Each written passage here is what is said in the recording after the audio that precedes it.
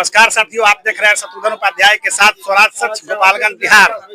और कल गोपालगंज कोर्ट में लगने जा रहा है राष्ट्रीय लोक अदालत।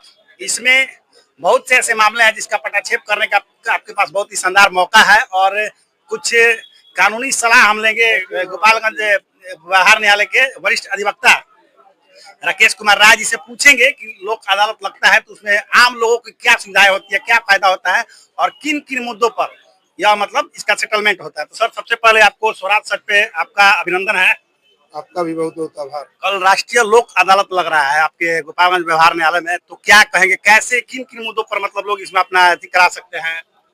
सभी मुद्दों पर जो मुद्दे सामाजिक रूप से समाज पे एक दबाव बनाए हुए हैं, उन सभी मुद्दों का यहाँ निपटारा किया जाता है। और इससे बहुत सारे मुद्दे ऐसे हैं जिसके लिए लोग वर्षों संघर्ष करते रहते हैं, वो समाप्त हो जाता है। तो मतलब ये मैं सुन रहा हूँ कि मान लीजिए आपका बैंक से कहीं लोन है और उसमें आप प्रताड़ित हैं, हाँ, बैंक संबंधी या जमीन के खारिज दाखिल से संबंधित मामले हों या जो सुलहनीय आपराधिक मामले हैं, उनमें भी लोक अदालत जो है वह एक अच्छी पहल करती है। और वर्षों वर्ष से चले आ रहे मुकदमे या ऐसे मामले जो एनपीए वगैरह हो गए हैं, जिसमें किसानों को या अन्य ऋणधारियों को बहुत अधिक नुकसान है, उनका सरलता पूर्वक और सद्भावना पूर्ण माहौल में निपटारा हो जाता है। अच्छा, ये भी सुना गया है कि राष्ट्रीय लोक अदालत में अगर किसी के पास वकील करने का, एडवोकेट करने का पैसे नहीं है तो वही लोग मुहैया कराते हैं, ऐसा कुछ है? बड़ी सिंपल स्लोगन है लोक अदालत का,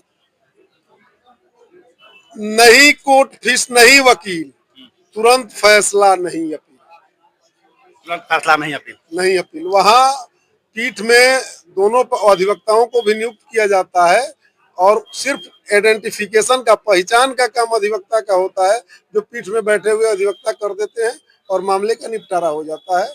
वकीलों को कोई गाड़ी फीस देनी हो, ऐसा नहीं है। अच्छा, अगर मान लीजिए मेरा कोई मामला लंबित है और मेरा दूसरा पक्ष भी जो है, दूसरा खेमा है, वो अगर सहमत है कि उस मामले का पटाक्षेप कराना है और मुझे लोक अदालत से कोई नोटिस प्राप्त है, तो बिना नोटिस के मैं जा सकता हूँ? बिल्कुल बिल्कुल, आवेदन देकर जा सकते हैं।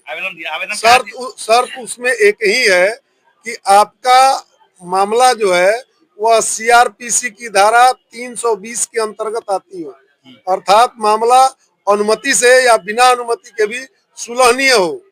हेनियस केसेस जो हैं उनमें यह व्यवस्था नहीं।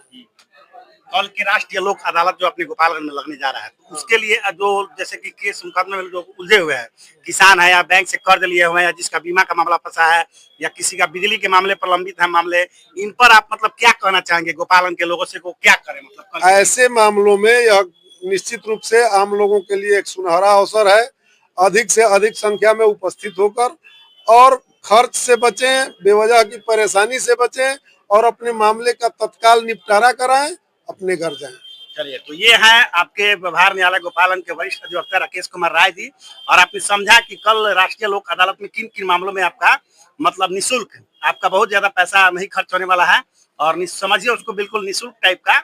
आप इन मामलों में जैसे बीमा का मामला हुआ, बिजली का विवाद है या आपके किसी बैंक से कर्ज है या छोटे मोटे मार झगड़े विवाद के लफड़े इस टाइप के अगर मैटर हैं और आप लोक अदालत में आपको नोटिस प्राप्त है या नोटिस प्राप्त नहीं भी है, तो उसके लिए आप आवेदन देकर इन मामलों का पटाक्षेप कर सकते हैं, बशर्ते दोनों पक्ष आप लोग राजी हो, यानी जो आपके ऊपर मुकदमा किया है वह और आप उसमें जो लंबित हैं आप। तो मैं यही कहना चाहूंगा कि ज्यादा से ज्यादा संख्या में कल आप लोग राष्ट्रीय लोक अदालत का लाभ उठाएं और अपने जो लंबित मामले हैं उनका निपटारा करें। आपका बहुत बहुत धन्यवाद है सर। मेरे चैनल के लिए दो शब्द बोलिए। आपका चैनल निश्चित रूप से एक निष्पक्ष और जागरूक चैनल है, जो समाज के उन मुद्दों को उठाता है जिस पर जल्दी किसी की नजर नहीं जाती। समाज को जागरूक करना आपका जो है यह अपने आप में एक उदाहरण है और हमारी शुभकामना है कि आप इसी तरह से जनहित के मुद्दों को उठाते रहें, लोगों को जागरूक करते रहें और समाज का भला करते रहें। बहुत बहुत धन्यवाद। आप देख रहे हैं शत्रुघ्न उपाध्याय के साथ स्वराज सच गोपालगंज बिहार।